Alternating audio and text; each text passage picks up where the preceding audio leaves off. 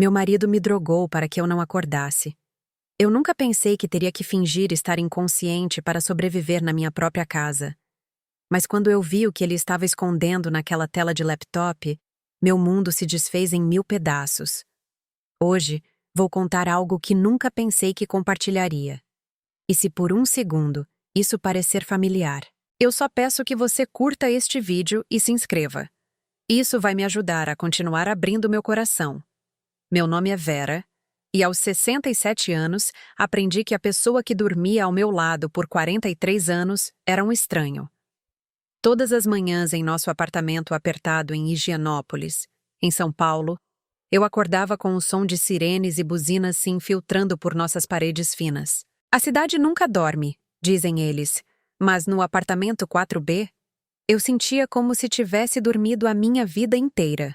Eu me arrastava do nosso pequeno quarto pelo corredor estreito, meus chinelos gastos por décadas da mesma rotina. O piso de linóleo da cozinha estava rachado e amarelado, mas eu o mantinha impecável. Sérgio resmungava por trás do jornal, nunca levantando o olhar enquanto eu preparava seu café exatamente como ele gostava. Puro, sem açúcar, na caneca azul que a mãe dele nos deu de presente de casamento. A luz da manhã que entrava pela nossa única janela parecia fria, mesmo no verão. Às vezes, eu ficava ali, observando as pessoas passarem apressadas na rua lá embaixo, me perguntando se alguma delas se sentia tão invisível quanto eu. Meu reflexo na janela mostrava uma mulher que eu mal reconhecia. Cabelos grisalhos presos no mesmo coque que usei por 20 anos. Ombros curvados para frente por carregar fardos que eu não conseguia nomear. Sérgio trabalhava como contador no centro, ou pelo menos era o que ele me dizia. Ele saía todas as manhãs às 7h30 em ponto, pasta na mão, beijando minha bochecha com lábios que pareciam mais um dever do que amor. Mas algo havia mudado nos últimos meses. Ele começou a chegar mais tarde, suas roupas cheirando a um perfume caro que eu nunca comprei para ele. Quando eu perguntava sobre seu dia, suas respostas se tornavam mais curtas, seus olhos mais distantes. Na última terça-feira, tudo mudou. Eu vinha me sentindo fraca e tonta há semanas. Provavelmente minha pressão arterial aprontando de novo. Quando perguntei a Sérgio se ele poderia me levar ao consultório do Dr. Almeida, na Rua Augusta, ele mal desviou o olhar do celular.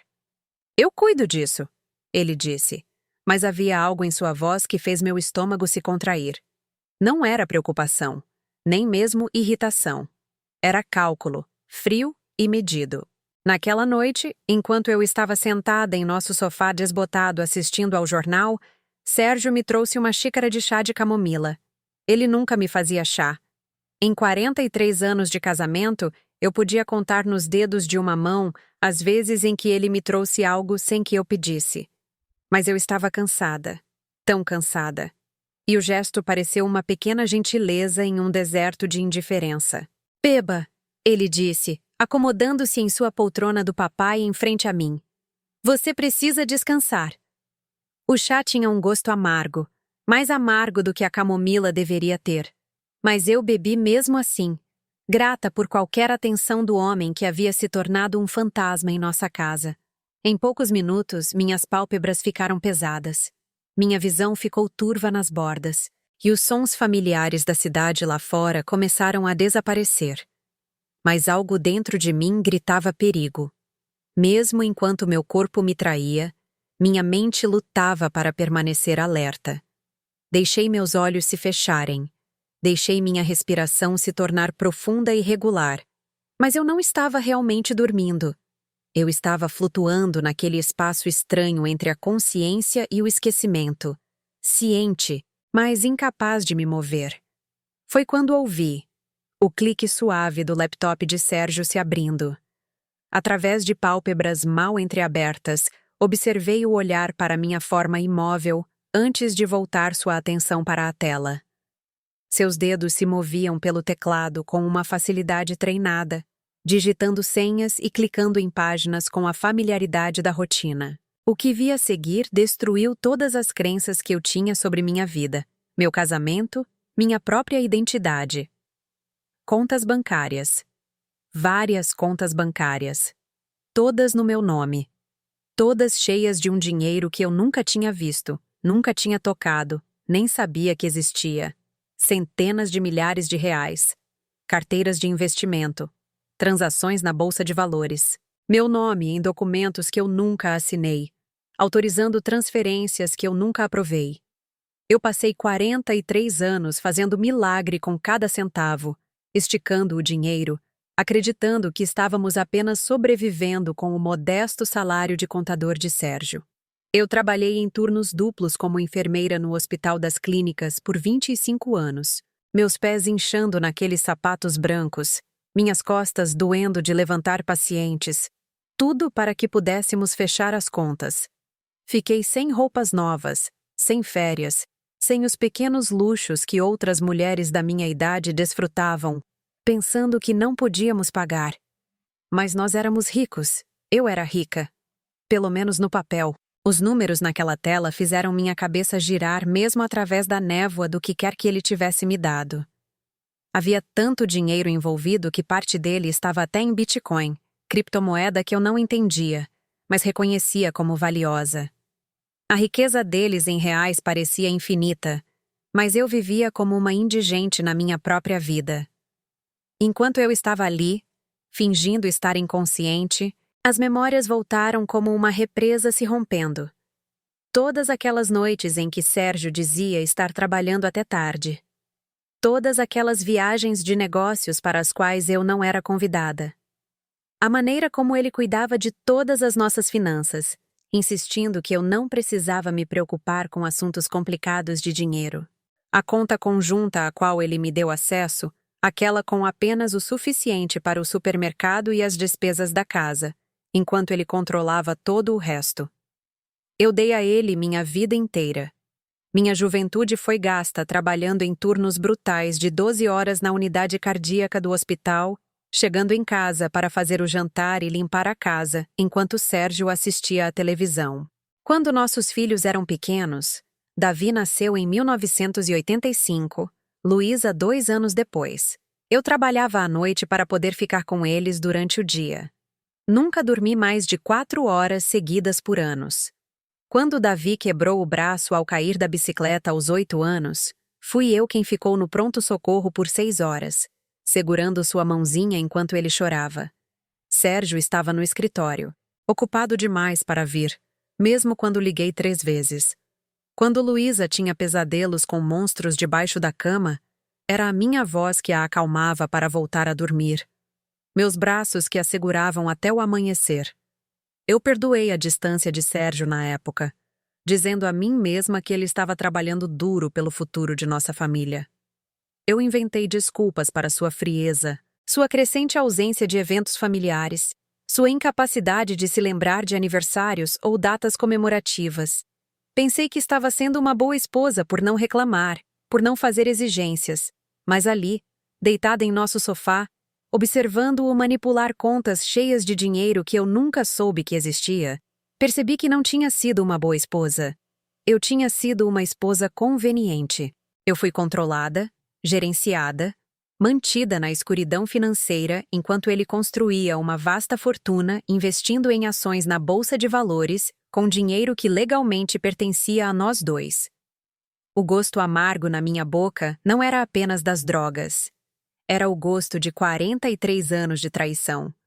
Com os olhos mal abertos, observei o rosto de Sérgio enquanto ele transferia mais fundos, sua expressão focada e calculista. Este não era o rosto do jovem com quem me casei em 1981, cheio de promessas e sonhos. Este era o rosto de um estranho que estava roubando de mim, mentindo para mim, me mantendo dependente e ignorante enquanto brincava com milhões. Quando ele finalmente fechou o laptop e foi para a cama, fiquei ali na escuridão da nossa sala por horas, minha mente acelerada mesmo enquanto meu corpo permanecia lento por causa do que ele colocou no meu chá. Os sons distantes da cidade, sirenes, conversas noturnas, o barulho dos trens do metrô pareciam ecoar o caos em meu coração. Pensei no dia do nosso casamento, em como ele estava bonito em seu smoking alugado, como ele prometeu me amar e me valorizar, compartilhar tudo comigo. Pensei nas fotos na nossa geladeira. Instantâneos desbotados de férias em família tiradas com uma câmera barata, celebrações modestas neste mesmo apartamento pequeno, momentos que pareciam preciosos na época, mas agora pareciam adereços elaborados em uma peça que eu não sabia que estava atuando.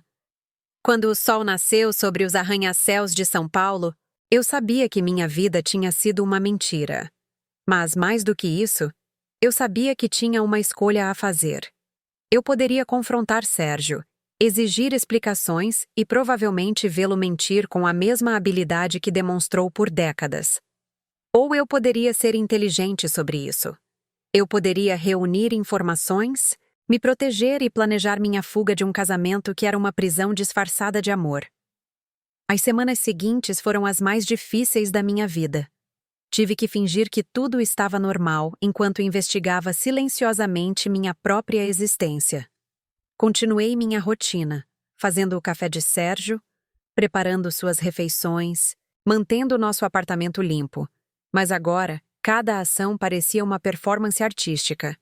Eu estava interpretando o papel da esposa dedicada enquanto meu coração queimava de traição e minha mente corria com possibilidades. Comecei pequeno. Durante os longos dias de Sérgio no escritório, procurei em seu escritório em casa um armário convertido onde ele guardava arquivos que nunca me foi permitido abrir. As fechaduras eram simples, do tipo que você poderia arrombar com um grampo de cabelo se estivesse determinada o suficiente. E eu estava muito determinada. O que encontrei lá fez minha descoberta das contas bancárias parecer apenas o começo. Documentos de investimento datando de 20 anos atrás. Imóveis em meu nome que eu nunca tinha visto. Apólices de seguro de vida no valor de centenas de milhares de reais comigo como única beneficiária, mas também comigo como a proprietária inconsciente de uma riqueza massiva que eu nunca havia acessado. Sérgio não estava apenas escondendo dinheiro de mim.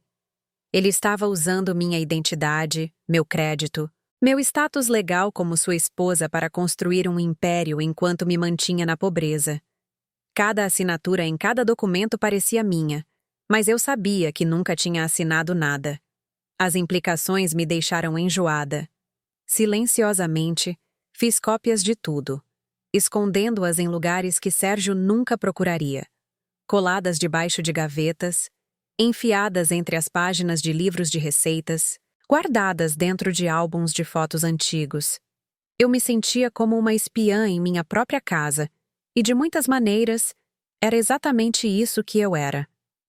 A parte mais difícil era continuar a dormir ao lado dele todas as noites. Sérgio vinha para a cama depois que eu já estava deitada, e eu ouvia sua respiração na escuridão, me perguntando qual versão dele era real. O homem que me trouxe chá drogado ou o homem que às vezes ainda procurava minha mão durante o sono? Alguma de nossa ternura tinha sido genuína? Ou eu era apenas uma cobertura conveniente para suas manipulações financeiras? 3 semanas depois daquela primeira noite terrível, fiz outra descoberta que quase me quebrou completamente. Escondida na pasta de Sérgio havia uma carta de um escritório de advocacia do centro, discutindo um processo de divórcio que ele aparentemente vinha considerando há meses. A carta mencionava a proteção de ativos e minimizar as reivindicações da esposa. Ele estava planejando me deixar sem nada enquanto mantinha a fortuna que construiu usando meu nome e crédito. Naquela noite, não dormi nada. Fiquei sentada em nossa pequena cozinha, olhando pela janela para o brilho neon da cidade, sentindo-me mais sozinha do que nunca em minha vida. Aos 67 anos, eu enfrentava a possibilidade de recomeçar do nada, traída pelo homem que prometeu me amar até que a morte nos separasse. Mas, quando o sol nasceu sobre São Paulo, outra coisa começou a surgir em mim também. Raiva. Raiva pura e limpa que parecia força. Pensei nos meus anos de trabalho, nos pacientes de quem cuidei que morreram em suas camas segurando minha mão, porque suas famílias não se davam ao trabalho de visitar. Pensei nas mulheres que chegavam ao pronto-socorro com ossos quebrados e espíritos partidos, pedindo-me para dizer aos médicos que haviam caído da escada quando todos nós sabíamos a verdade. Pensei nas mães que lutavam para pagar pelos cuidados médicos de seus filhos, enquanto seus maridos controlavam cada centavo. Passei minha carreira ajudando outras pessoas, mas nunca aprendi a ajudar a mim mesma. Fui gentil com todos, exceto com a pessoa que mais merecia. Eu. Foi quando comecei a planejar. Comecei abrindo minha própria conta bancária em uma agência diferente do nosso banco, usando uma identidade que Sérgio não sabia que eu tinha. Um passaporte que eu havia tirado anos antes para uma viagem que nunca fizemos, escondido em uma gaveta com outros documentos esquecidos. Depositei minha pequena mesada semanal lá, construindo uma pequena reserva que era só minha. Também comecei a conversar com as pessoas. Dona Yolanda, nossa vizinha do outro lado do corredor, sempre fora amigável, mas eu nunca me permiti me aproximar de ninguém. Sérgio desestimulava amizades, alegando que eram complicadas e poderiam interferir no nosso tempo em família. Mas Dona Yolanda tinha 72 anos e era viúva há 5. Ela entendia a solidão e reconheceu algo em meus olhos que eu tentei tanto esconder. Vera, ela disse uma tarde quando nos encontramos no corredor. Você parece estar carregando o peso do mundo. Gostaria de tomar um café? O apartamento dela era idêntico ao nosso em layout, mas parecia completamente diferente.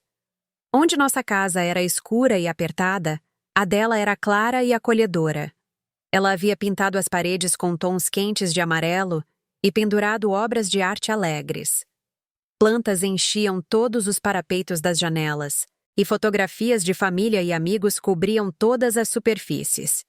Eu nem sempre fui tão feliz, ela me disse enquanto servia café de uma cafeteira que cheirava divinamente. Quando o Haroldo morreu, pensei que minha vida tinha acabado. Mas então percebi. Não tinha acabado.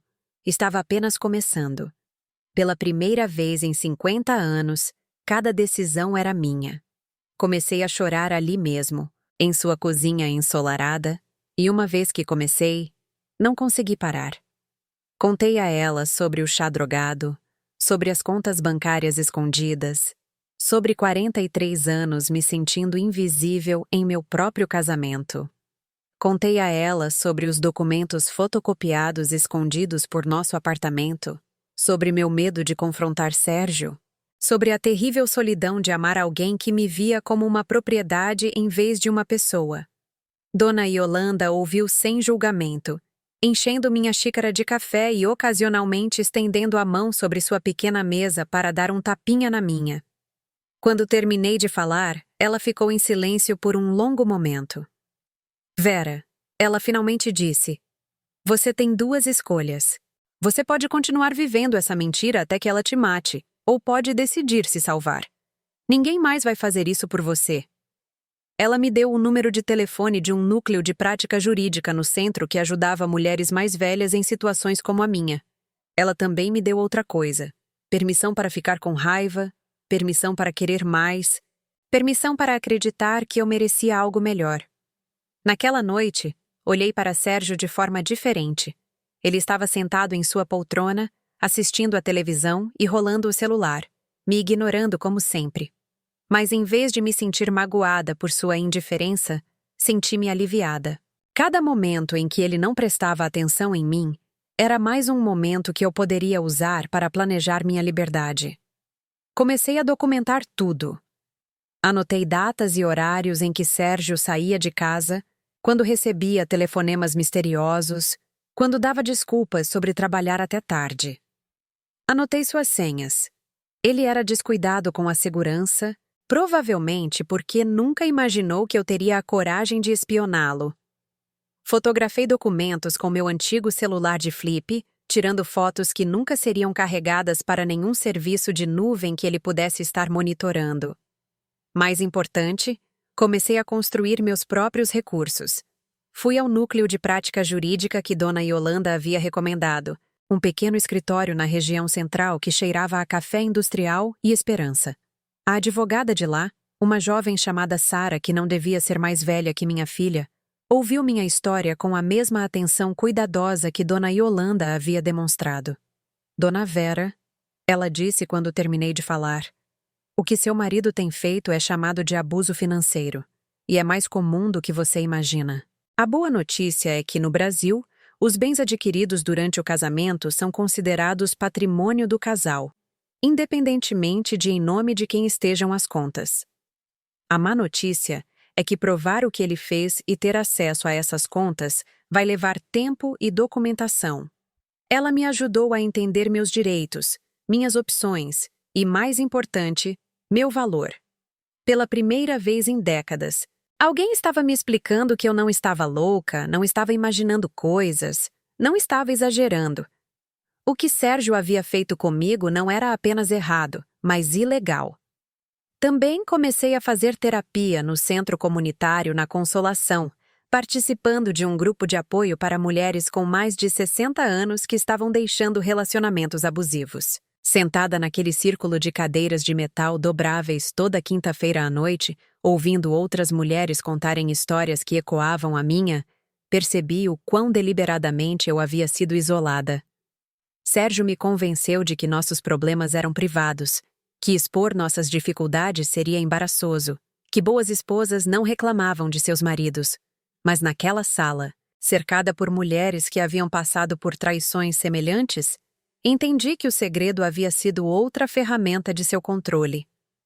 Ele sempre me fez sentir como se eu tivesse sorte por ele ficar comigo, disse Eleonora, uma senhora de 71 anos cujo marido havia perdido as economias da aposentadoria deles em jogos de azar.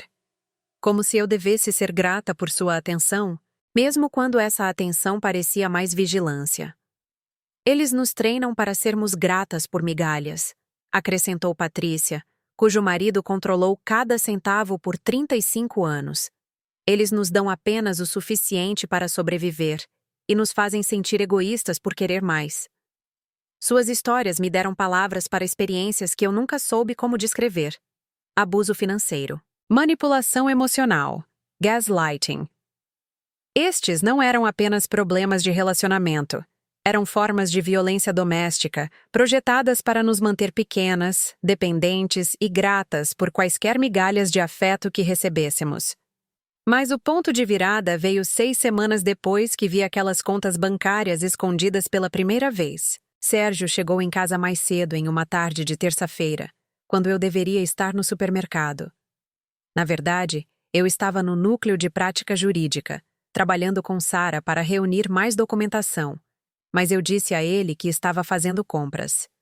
Quando entrei em nosso apartamento com sacolas de supermercado que enchi apressadamente na padaria da esquina, Sérgio estava sentado à nossa mesa da cozinha com uma expressão estranha no rosto. Vera, ele disse, e sua voz tinha um tom que eu nunca tinha ouvido antes. Não irritado, não frio, mas quase. Desapontado? Como se eu tivesse quebrado alguma regra que não sabia que existia. Precisamos conversar. Meu coração martelava contra minhas costelas, mas mantive minha voz firme. Claro, deixa só eu guardar essas compras. Sente-se, ele disse. As compras podem esperar. Sentei-me em frente a ele na mesa onde havíamos compartilhado milhares de refeições, onde eu ajudei nossos filhos com a lição de casa, onde equilibrei nosso modesto orçamento doméstico por décadas. A superfície estava marcada por anos de uso, e me peguei focando naqueles arranhões e queimaduras, memorizando-os como se pudessem me ancorar. Eu sei que você andou mexendo nas minhas coisas, disse Sérgio em voz baixa. Eu sei que você tem feito perguntas. Eu sei que você tem andado. Ocupada. A palavra ocupada estava carregada de significado, de ameaça, da implicação de que eu havia cruzado alguma linha invisível. Não sei do que você está falando, eu disse, mas nós dois sabíamos que eu estava mentindo. Sérgio pegou uma pasta amarela de sua maleta. Dela, ele extraiu cópias. Os mesmos documentos que eu vinha copiando, mas estes eram originais e estavam espalhados pela mesa como provas em um julgamento. Você foi cuidadosa, ele disse, quase com admiração. Mais cuidadosa do que eu imaginava. Mas você deixou passar algumas coisas. Ele abriu seu laptop, o mesmo laptop que eu o vi usar naquela noite, e o virou para mim. Na tela havia uma conta bancária que eu nunca tinha visto antes, mas estava em nome de nós dois. Continha quase 2 milhões de reais. Isso, ele disse tocando na tela, é a nossa conta de aposentadoria. Nosso dinheiro, Vera. Dinheiro que venho economizando e investindo para nós dois há 20 anos. Eu olhei para a tela, confusa. Isso não correspondia ao que eu tinha visto antes. As contas que eu vi estavam apenas no meu nome. Os valores eram diferentes. A estrutura era completamente diferente. Eu não entendo, eu disse. A expressão de Sérgio se suavizou e por um momento ele pareceu o jovem com quem eu me casei. Eu sei que você não entende. E a culpa é minha. Eu deveria ter te incluído mais em nosso planejamento financeiro. Mas, Vera, o que você tem feito? Mexer nos meus papéis particulares, copiar documentos, falar com advogados, não é a maneira de lidar com isso. Ele estendeu a mão sobre a mesa e pegou a minha. Seu toque parecia familiar e estranho ao mesmo tempo. Eu sei que tenho estado distante ultimamente, ele continuou. Eu sei que não tenho sido o marido que você merece. Mas tenho trabalhado tanto para garantir nosso futuro. Todas aquelas noites trabalhando até tarde, todas aquelas viagens de negócios, todo aquele tempo que passei gerenciando nossos investimentos, foi tudo por nós. Por você. Olhei para o rosto dele, procurando sinais do engano que eu havia testemunhado. Mas Sérgio parecia sincero. Parecia magoado por eu ter duvidado dele. A conta bancária na tela mostrava claramente nossos dois nomes. O valor era substancial o suficiente para garantir a segurança pelo resto de nossas vidas. Mas eu vi outras contas, eu disse lentamente. Contas só no meu nome. Contas que você estava acessando enquanto eu estava. Não consegui dizer enquanto eu estava drogada. Sérgio franziu a testa. Uma confusão genuína cruzando suas feições. Vera, você está se sentindo bem? Você tem parecido desorientada ultimamente. Às vezes à noite você fala dormindo e não faz muito sentido. Foi quando a dúvida se instalou. Será que eu imaginei o que vi naquela noite? Será que o remédio para a minha pressão afetou minha memória? Era possível que meu crescente ressentimento em relação a Sérgio tivesse me deixado paranoica, me feito ver conspirações onde não existiam? O chá, eu sussurrei. Você drogou meu chá. A expressão de Sérgio mudou para preocupação, o tipo de preocupação gentil que você mostraria a alguém que está obviamente doente. Vera, meu bem, eu te trouxe chá de camomila porque você estava agitada. O mesmo chá que você bebe todas as noites. O mesmo chá que você me pediu para fazer porque disse que suas mãos estavam tremendo demais para segurar a chaleira quente. Eu não tinha pedido a ele para fazer chá. Tinha certeza de que não. Mas enquanto eu estava sentada ali, tentando lembrar exatamente o que havia acontecido naquela noite, os detalhes pareciam escorregadios, incertos. Eu pedi ajuda a ele? Eu estava mais confusa do que havia percebido? Eu acho, disse Sérgio gentilmente, que deveríamos marcar uma consulta com o Dr. Almeida. Você tem estado sob muito estresse ultimamente, e às vezes o estresse pode afetar a memória, a percepção. Ele era tão razoável, tão atencioso, tão preocupado com o meu bem-estar. O Sérgio sentado à minha frente não tinha semelhança com o estranho calculista que eu pensei ter observado naquela noite. Este Sérgio estava preocupado com a saúde mental de sua esposa, magoado com suas acusações, disposto a perdoar seu comportamento suspeito porque a amava. Mas algo bem no fundo do meu peito, um instinto aprimorado por 67 anos de vida, me dizia para não confiar nesta versão razoável dos eventos. Mesmo que eu não pudesse provar, mesmo que a evidência fosse confusão e sombras, eu sabia que algo estava errado. Eu me sentia errada há anos e esse sentimento merecia respeito, mesmo que eu não pudesse articular sua origem. Tudo bem, eu disse finalmente. Vou marcar uma consulta com o Dr. Almeida. Mas, Sérgio, eu ainda quero entender melhor nossas finanças. Quero estar mais envolvida em nossas decisões financeiras. Um alívio brilhou em seu rosto. Claro. Você deveria ter estado envolvida o tempo todo. Vamos nos sentar neste fim de semana e revisar tudo juntos. Chega de segredos. Naquela noite, deitei-me ao lado de Sérgio ouvindo-o respirar, mas não dormi. Algo em nossa conversa pareceu coreografado, arrumado demais, conveniente demais. A conta bancária que ele me mostrou era real. Eu tinha visto documentação suficiente para reconhecer extratos autênticos. Mas não explicava tudo o que eu havia descoberto nas últimas semanas. Mais do que isso, não explicava 43 anos de me sentir diminuída, controlada, mantida no escuro sobre decisões que afetavam minha vida. Mesmo que a gestão financeira de Sérgio tivesse sido bem intencionada, mesmo que eu tivesse entendido mal o que vi naquela noite, os problemas fundamentais em nosso casamento permaneciam. Eu tinha 67 anos e nunca havia tomado uma decisão importante sem a opinião de Sérgio. Nunca havia comprado nada caro sem a permissão dele.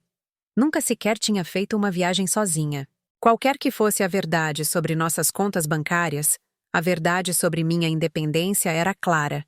Eu não tinha nenhuma. Na manhã seguinte, liguei para o consultório do Dr. Almeida e marquei uma consulta. Mas também liguei para a Sara no núcleo de prática jurídica. Ele me mostrou uma conta bancária com nossos 2 nomes. Eu disse a ela: 2 milhões de reais. Ele diz que tem investido para nossa aposentadoria, que quer me incluir mais nas decisões financeiras. Sara ficou em silêncio por um momento. Dona Vera, isso é uma boa notícia se for verdade. Mas não muda o fato de que você foi mantida no escuro sobre sua própria situação financeira por décadas. E não muda o fato de que você merece ter acesso independente a bens e informações. Ela estava certa. Mesmo que a explicação de Sérgio fosse honesta, mesmo que ele estivesse me protegendo em vez de me enganar, eu ainda havia sido tratada como uma criança durante a maior parte da minha vida adulta. Ainda me foi negada a alfabetização financeira básica e a independência. Ainda fui feita para me sentir grata por informações sobre meu próprio dinheiro. O que a senhora quer fazer?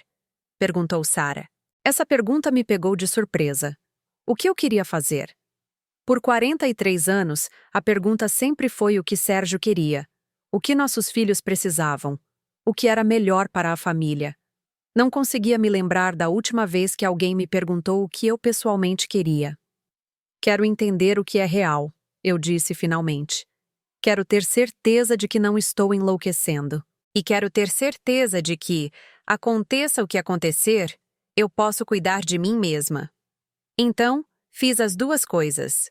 Fui ao Dr. Almeida para uma avaliação completa de saúde física e mental. Também continuei trabalhando com a Sara para entender meus direitos legais e opções financeiras. Continuei frequentando o grupo de apoio no centro comunitário. Continuei a construir minha amizade com a dona Yolanda.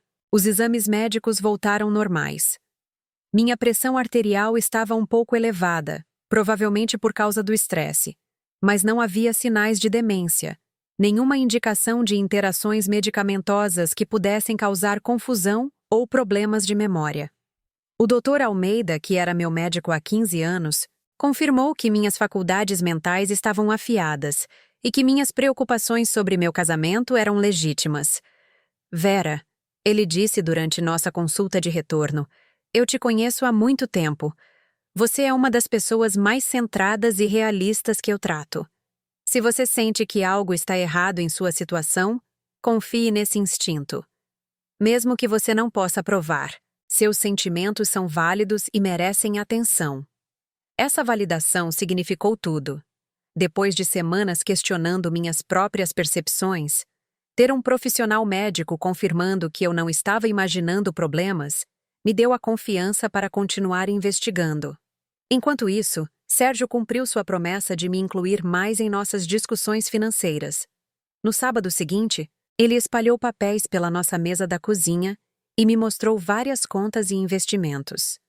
Tudo o que ele me mostrou parecia legítimo. Os valores eram substanciais. Nosso futuro parecia seguro. Mas notei o que ele não me mostrou. Ele se concentrou em contas conjuntas, fundos de aposentadoria, investimentos que claramente pertenciam a nós 2. Ele não mencionou as contas individuais que eu tinha visto, aquelas que estavam exclusivamente em meu nome. Quando perguntei sobre elas especificamente, ele pareceu confuso. Não tenho certeza a que você se refere, ele disse. Todos os nossos principais ativos são ativos conjuntos. É assim que o casamento funciona. Ou eu estava alucinando, ou Sérgio estava mentindo com uma habilidade notável. Dado que minha avaliação médica havia descartado doença mental, e dado que eu havia fotografado alguns dos documentos que encontrei, eu estava cada vez mais convencida de que Sérgio não estava sendo sincero. Mas a prova continuava elusiva. Os documentos que eu havia copiado não estavam mais nos lugares onde os encontrei. O arquivo de Sérgio havia sido reorganizado, e muitos papéis aparentemente foram removidos. Seu laptop agora exigia uma senha que eu não conhecia. Até mesmo sua pasta, que antes ficava aberta descuidadamente, agora era cuidadosamente trancada. Se Sérgio estava escondendo algo, ele ficou muito melhor em escondê-lo depois de descobrir minha investigação. Ou talvez ele estivesse apenas sendo mais cuidadoso com documentos de negócios legítimos que eu havia interpretado mal em meu estresse e suspeita. A incerteza estava me consumindo. Foi quando Dona Yolanda fez uma sugestão que mudou tudo. Vera, ela disse uma tarde enquanto estávamos sentadas em sua cozinha ensolarada. E se você parasse de tentar provar o que o Sérgio fez ou não fez? E se você se concentrasse em como você quer que sua vida seja daqui para frente? Mas se ele esteve me enganando.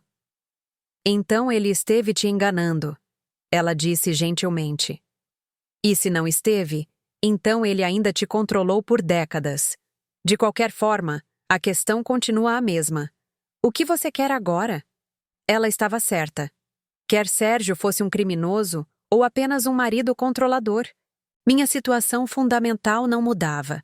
Eu estava com quase 70 anos, sem vida independente, sem experiência em tomar decisões autônomas, sem confiança em meu próprio julgamento sobre os aspectos mais básicos da minha existência. Eu quero saber que posso cuidar de mim mesma, eu disse. Quero saber que se algo acontecesse com o Sérgio, ou se eu precisasse ir embora, eu não ficaria desamparada. Dona Yolanda sorriu.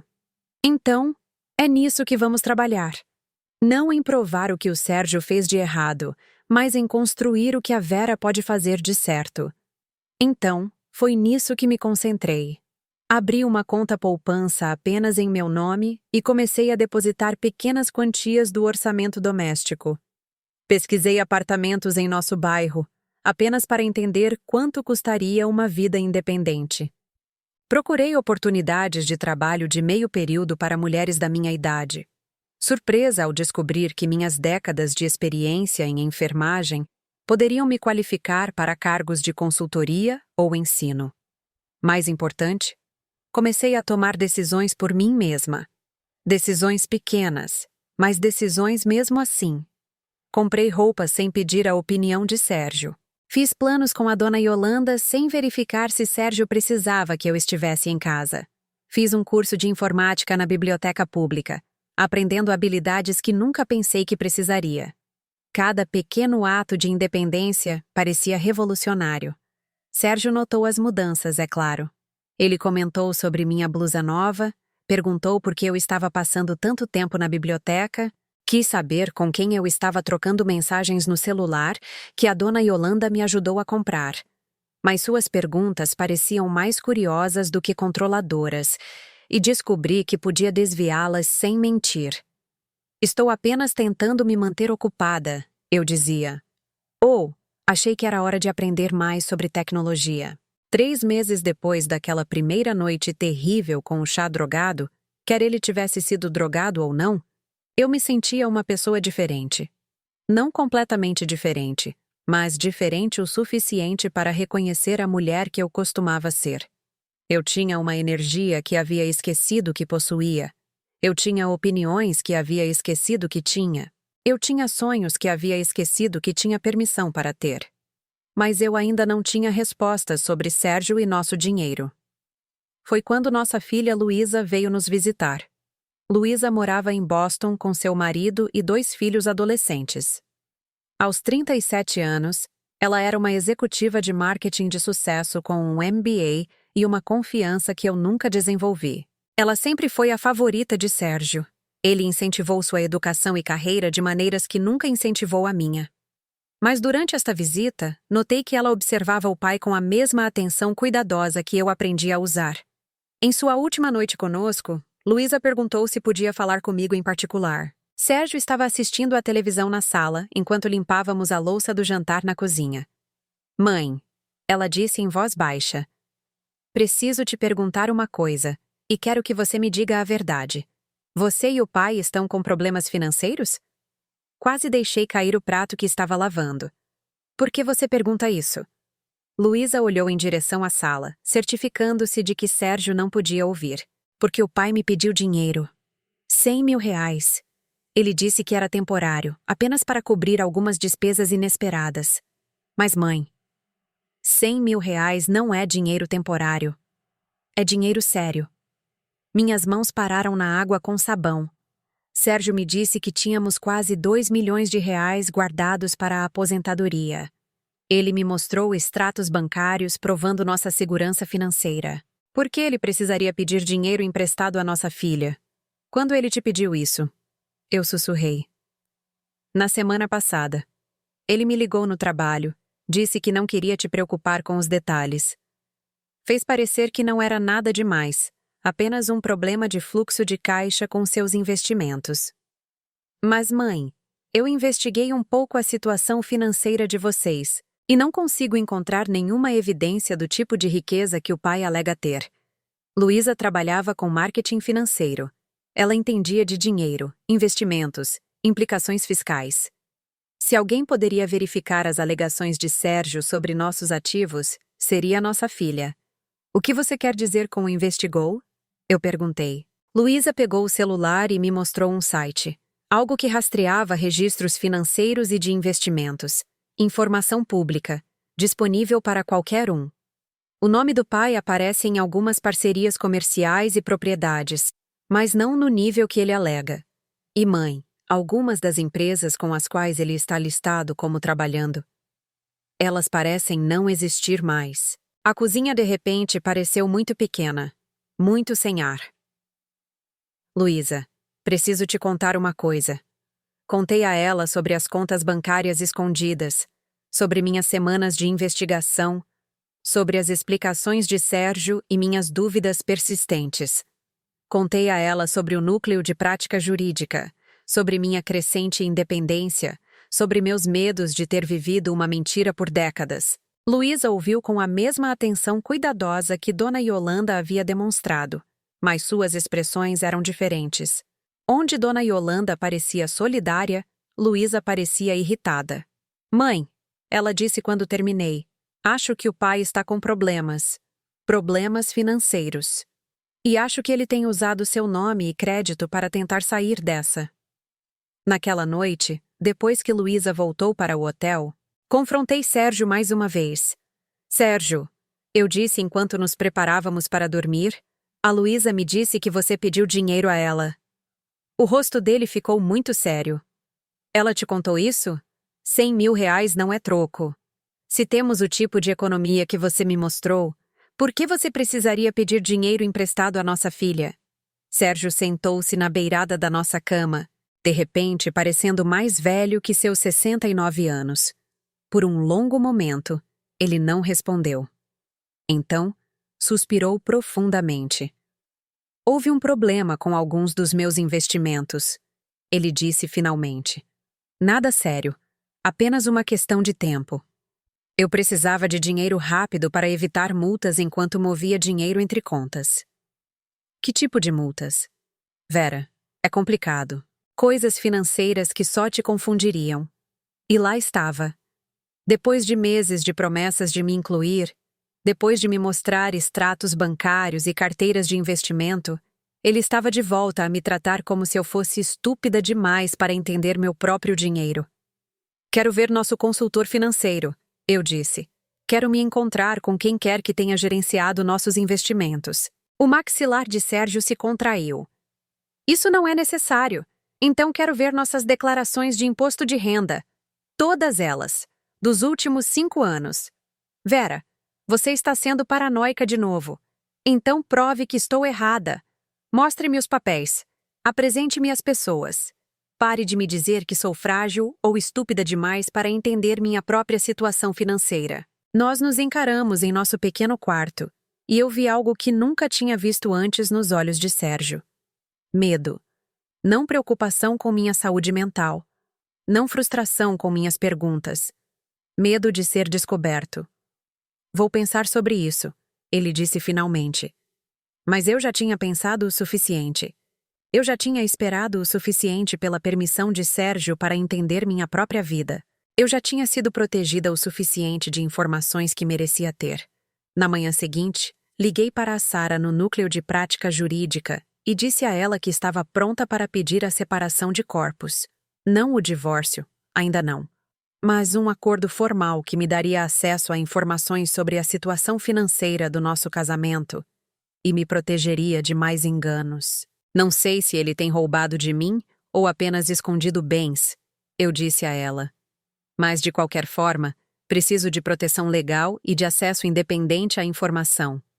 O processo de separação de corpos foi mais esclarecedor do que eu esperava. As exigências de divulgação financeira ordenadas pelo tribunal significavam que Sérgio tinha que fornecer documentação de todos os ativos, todas as dívidas, todas as fontes de renda. Ele não podia alegar privacidade ou me proteger de detalhes complicados. Tudo tinha que ser listado, verificado e submetido ao tribunal. O que emergiu foi um quadro de caos financeiro que fez minha cabeça girar. Sérgio de fato controlava ativos significativos, propriedades, contas de investimento, parcerias comerciais. Mas ele também devia dívidas significativas. Dinheiro emprestado contra nossa casa. Linhas de crédito abertas em meu nome. Empréstimos garantidos por ativos que eu nunca tinha visto. O patrimônio líquido era positivo, mas por pouco, e grande parte dele estava amarrado em investimentos que poderiam ou não dar retorno. Mais preocupante, parte do dinheiro que deveria existir simplesmente não existia. Contas que Sérgio me mostrou haviam sido fechadas. Investimentos que ele alegou serem seguros haviam sido liquidados meses antes. A conta de aposentadoria de R$ 2 milhões que ele exibiu naquele dia em nossa cozinha continha exatamente R$ 47 mil quando o perito financeiro do tribunal a examinou. Sérgio vinha movendo dinheiro entre contas, pegando emprestado de uma para pagar outra, usando crédito e empréstimos para manter a aparência de riqueza enquanto a fundação real desmoronava por baixo. Ele estava pedindo dinheiro a Luísa porque estava ficando sem maneiras de manter a ilusão viva. Mas a descoberta mais devastadora foi uma apólice de seguro de vida no valor de R$ 800 mil, comigo como beneficiária. Uma apólice que havia sido comprada apenas 3 meses antes de Sérgio começar a drogar meu chá da noite. Foi quando soube que não estava imaginando coisas. Foi quando soube que meus instintos estavam certos o tempo todo. Durante nossa audiência de separação, o advogado de Sérgio me pintou como uma senhora idosa, confusa, que não entendia a gestão financeira moderna. Minha advogada apresentou evidências de engano deliberado, roubo de identidade e abuso financeiro que se estenderam por décadas. A juíza era uma mulher na casa dos 50 anos que ouviu atentamente os dois lados antes de dar sua decisão. Dona Vera, ela disse, olhando diretamente para mim, este tribunal conclui que a senhora foi sistematicamente excluída do conhecimento sobre ativos e dívidas que legalmente lhe pertencem como pessoa casada no estado de São Paulo.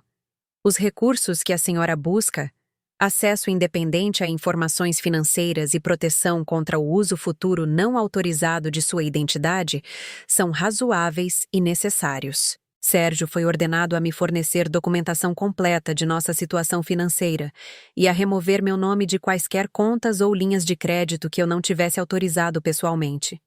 Ele também foi ordenado a contribuir para uma conta separada que eu pudesse acessar independentemente, garantindo que eu não ficaria desamparada se nosso castelo de cartas financeiro desmoronasse completamente. Mas mais do que as vitórias legais, o que mais importou foi o momento em que saí daquele tribunal, sabendo que havia confiado em minhas próprias percepções e que se provaram corretas. Eu não estava louca. Não estava imaginando coisas. Não era estúpida demais para entender minha própria vida. Naquela noite, Dona Yolanda me levou para jantar em uma pequena cantina italiana perto do nosso prédio. Foi a primeira vez em 43 anos que comi em um restaurante sem o Sérgio. Como você se sente?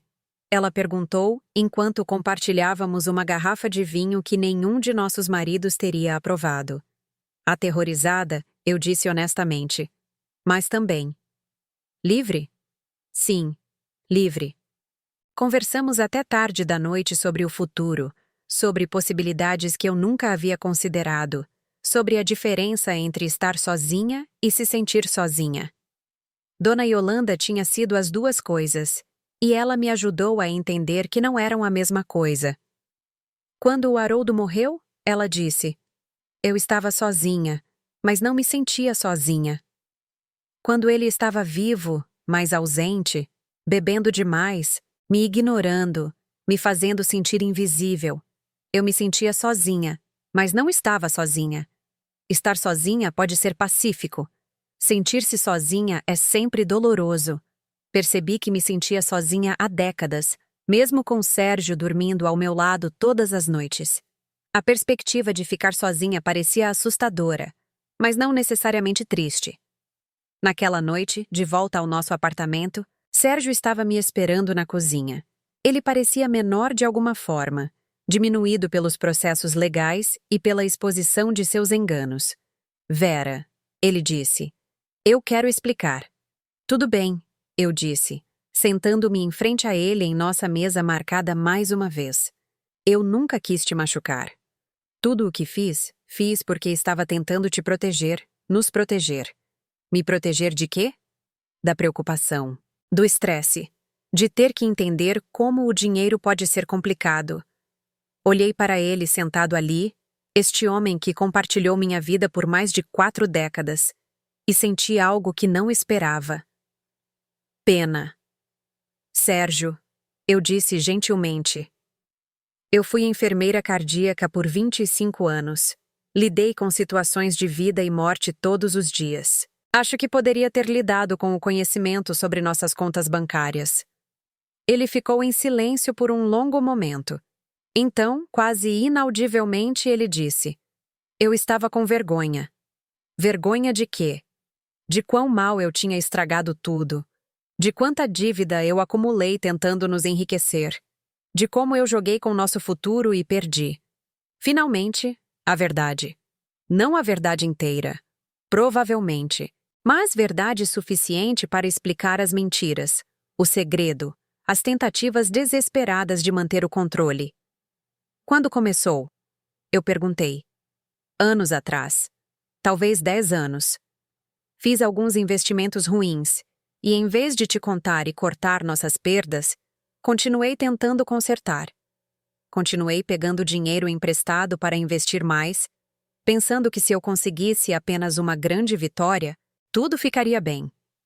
E a apólice de seguro de vida? O rosto de Sérgio se desfez. Eu nunca. Eu não teria. Vera, eu estava desesperado, mas não estava planejando te machucar. O seguro era apenas para o caso de... No caso de quê? Eu queria perguntar, mas não tinha certeza se conseguiria lidar com a resposta. O chá, eu disse em vez disso. Naquela primeira noite, quando fiquei tão tonta, Sérgio olhou para as mãos.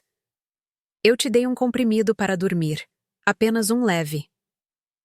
Eu precisava de tempo para movimentar algum dinheiro, e estava com medo de que você me visse no computador e fizesse perguntas. Então você me drogou. Eu te dei algo para te ajudar a dormir, ele disse, como se a distinção importasse. Sem meu conhecimento. Sem meu consentimento. Isso é drogar, Sérgio.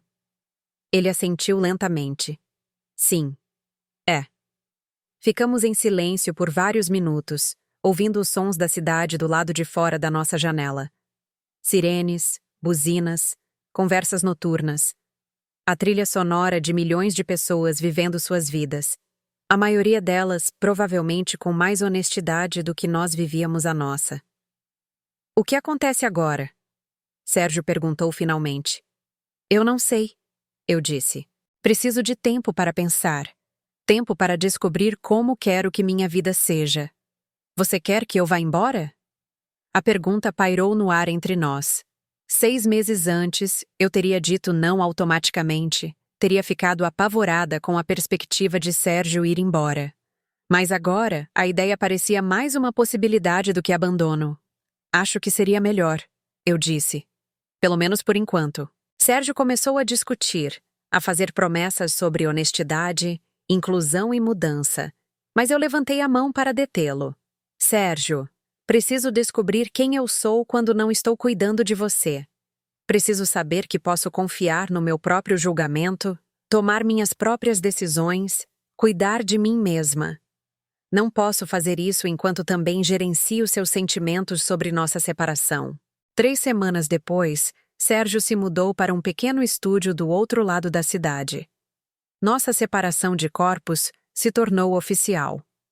Fiquei com nosso apartamento, que estava em nome de nós dois, e Sérgio ficou com a maior parte da dívida que acumulou tentando enriquecer rapidamente.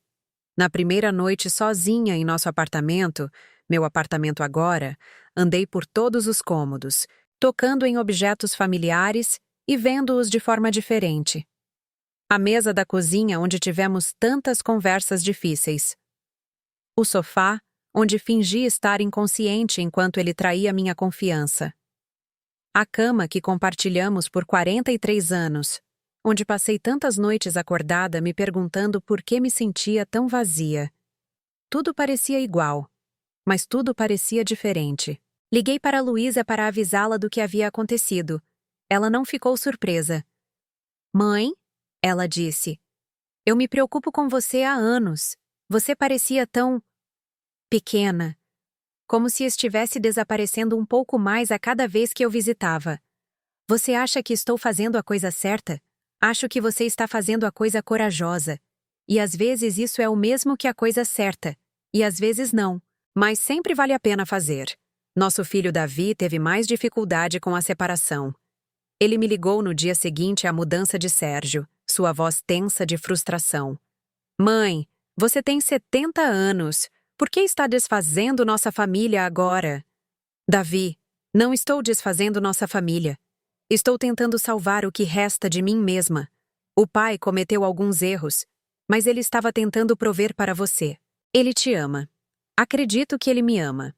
Mas amor não é suficiente se vem com mentiras, controle e ser tratada como uma criança. Davi não entendeu. Talvez nunca entenda. Ele cresceu vendo Sérgio como o responsável, o provedor, o tomador de decisões. Ele internalizou as mesmas atitudes que me mantiveram pequena por tantos anos. Mas Luísa entendeu. Ela começou a me ligar todos os domingos, não para verificar meu bem-estar, mas para ouvir sobre minhas aventuras. Porque foi assim que minha nova vida começou a parecer. Uma aventura. Comprei um smartphone e aprendi a usar aplicativos de navegação. Peguei o metrô para partes de São Paulo que nunca havia visitado, mesmo depois de morar na cidade por mais de 20 anos. Fui a museus sozinha, almocei em pequenos cafés, iniciei conversas com estranhos. Também comecei a trabalhar novamente. Não em enfermagem em tempo integral. Minhas costas não aguentavam mais as demandas físicas, mas comecei a fazer trabalho voluntário em uma clínica no Brás que atendia imigrantes idosos. Meu espanhol estava enferrujado, mas funcional, e minhas habilidades de enfermagem se traduziram perfeitamente em ajudar as pessoas a navegar no sistema de saúde. O trabalho parecia significativo de uma forma que meu casamento não era há anos. Eu estava usando minha experiência para resolver problemas, para ajudar pessoas que genuinamente apreciavam minha ajuda.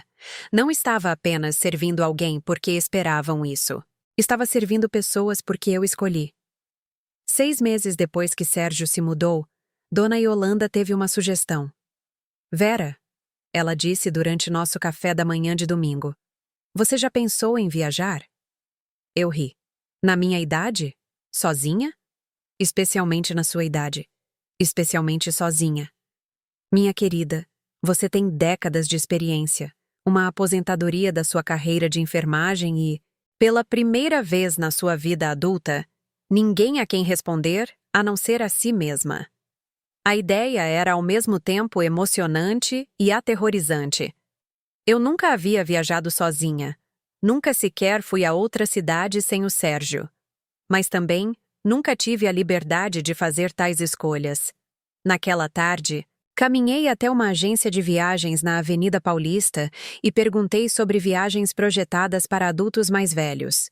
A agente, uma mulher alegre da idade da minha filha, me mostrou folhetos de passeios pelas cidades históricas de Minas Gerais, visitas a locais históricos, até mesmo viagens internacionais projetadas para viajantes de primeira viagem. "O que te interessa?" ela perguntou.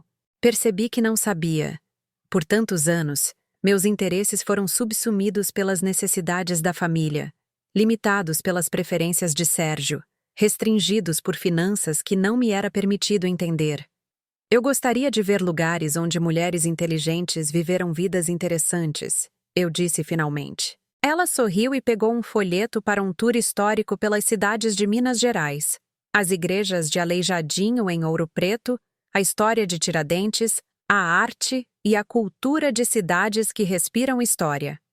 Perfeito, eu disse, e reservei minha primeira viagem solo. As 2 semanas que passei visitando os locais de uma história tão rica, marcada por figuras fortes, mudaram algo fundamental em como eu me via. Eram histórias de pessoas que escolheram a independência em vez da segurança, a criatividade em vez do conforto, a autenticidade em vez da aprovação. Eles pagaram preços por suas escolhas, mas também viveram plenamente, completamente, em seus próprios termos. De pé em uma das igrejas barrocas, olhando para as ruas de pedra onde tantas histórias se desenrolaram, senti-me conectada a algo maior do que minha pequena história de traição e libertação. Quando voltei para São Paulo, senti que havia trazido um pouco dessa perspectiva maior para casa. Meus problemas com Sérgio, embora pessoalmente significativos, também faziam parte de um padrão muito maior de mulheres aprendendo a reivindicar suas próprias vidas. Também voltei para casa com uma decisão. Eu queria o divórcio. Não porque eu estivesse com raiva de Sérgio. A raiva havia se transformado em algo mais parecido com compaixão por nós dois. Mas porque eu queria construir o resto da minha vida sobre uma base de honestidade e independência, e isso não era possível enquanto eu permanecesse legalmente ligada a alguém que passou décadas me tratando como uma dependente em vez de uma parceira. O processo de divórcio foi menos contencioso do que a separação.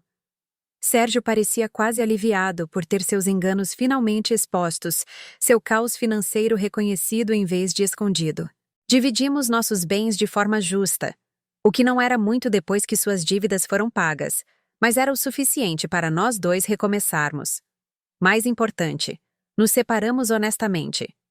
Sem mais segredos, sem mais fingir que nosso casamento tinha sido algo que não foi, sem mais proteger um ao outro de verdades desconfortáveis.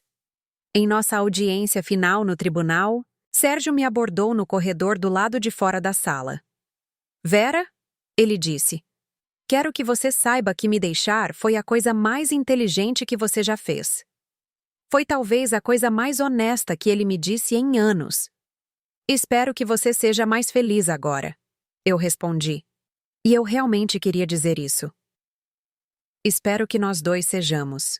No meu aniversário de 71 anos, meu primeiro aniversário como uma mulher divorciada, Luísa veio de Boston e me levou para um jantar elaborado em um restaurante que Sérgio teria considerado caro e chique demais para pessoas como nós. "Como se sente?" ela perguntou, levantando sua taça de vinho para brindar a mais um ano da minha vida. Como se eu finalmente fosse velha o suficiente para saber o que quero, eu disse. E nós duas rimos. Mas era verdade.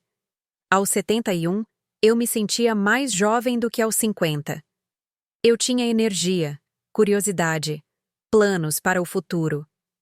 Estava aprendendo fotografia, fazendo aulas de culinária com cozinhas que Sérgio nunca teria experimentado, lendo livros que desafiavam minhas suposições sobre idade e possibilidade.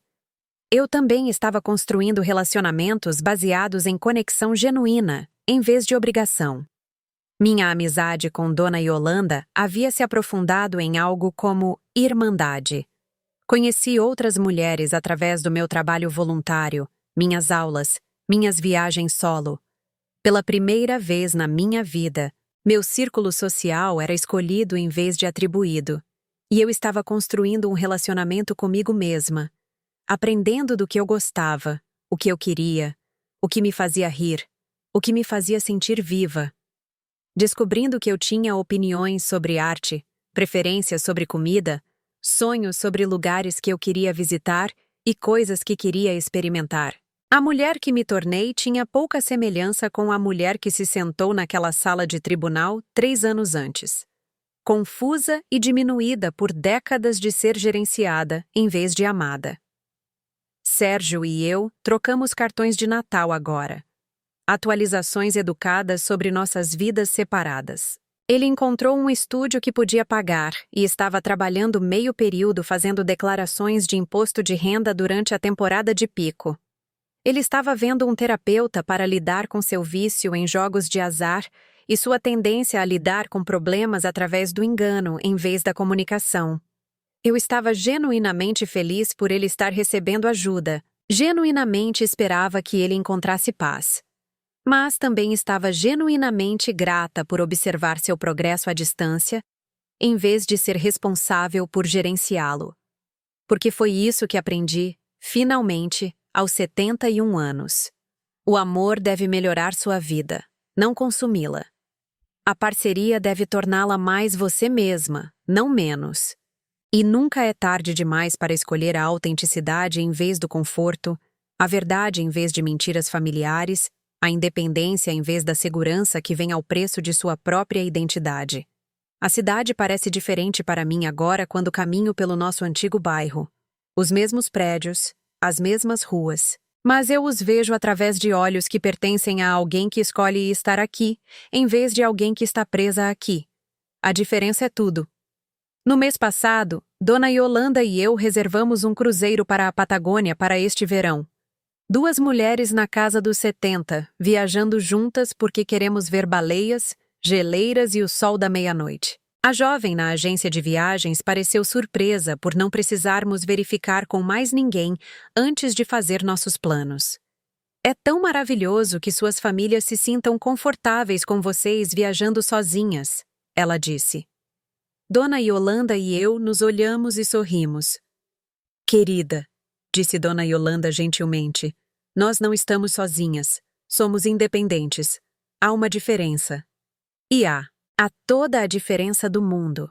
Hoje, enquanto estou sentada em minha cozinha iluminada, eu a pintei de amarelo depois que Sérgio se mudou, escrevendo esta história, posso ver os arranha-céus de São Paulo pela minha janela. A cidade se estende diante de mim como uma promessa de aventuras que ainda não tive, pessoas que ainda não conheci, experiências que ainda não imaginei. Aos 73 agora, sei algo que não sabia aos 67. Nunca é tarde demais para salvar sua própria vida. Nunca é tarde demais para escolher a verdade em vez das mentiras, a autenticidade em vez da aprovação, sua própria voz em vez do roteiro de outra pessoa para quem você deveria ser. Se você está ouvindo esta história e se sentindo presa, invisível, sentindo que se perdeu a serviço de pessoas que não te veem de verdade, por favor, saiba que seus sentimentos são válidos. Seus instintos merecem respeito, mesmo quando todos ao seu redor os questionam. Sua vida tem valor além do que você pode fornecer aos outros.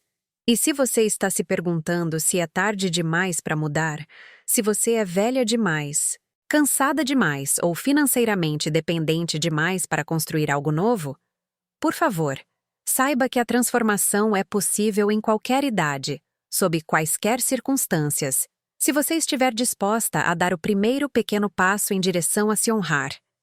Para mim, esse primeiro passo foi confiar em minhas próprias percepções sobre aquela xícara de chá drogada, mesmo quando não conseguia provar o que havia acontecido. Seu primeiro passo pode ser diferente, mas a coragem é a mesma. A coragem de acreditar que você merece mais do que está recebendo. Merece honestidade em vez de proteção da verdade. Merece ser a protagonista de sua própria história em vez de um personagem coadjuvante na de outra pessoa. Sua vida pertence a você. Toda ela. Os erros e as vitórias, os momentos mundanos e os extraordinários, os anos que você já viveu e os anos que ainda virão. Ninguém mais pode escrever sua história por você. Não importa o quanto eles afirmem te amar. Não importa há quanto tempo eles estejam fazendo isso. Levei 43 anos e uma conta bancária secreta para aprender essa lição. Espero que você leve menos tempo. Mas não importa quanto tempo leve, saiba que nunca é tarde demais para começar.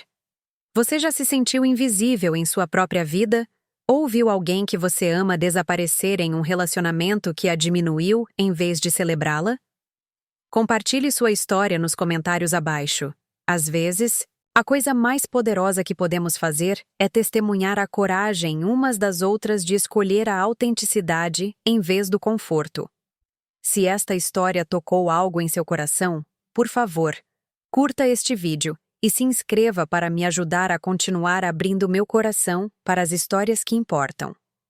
Juntos, podemos lembrar umas às outras que nunca é tarde demais para voltar para casa, para nós mesmas.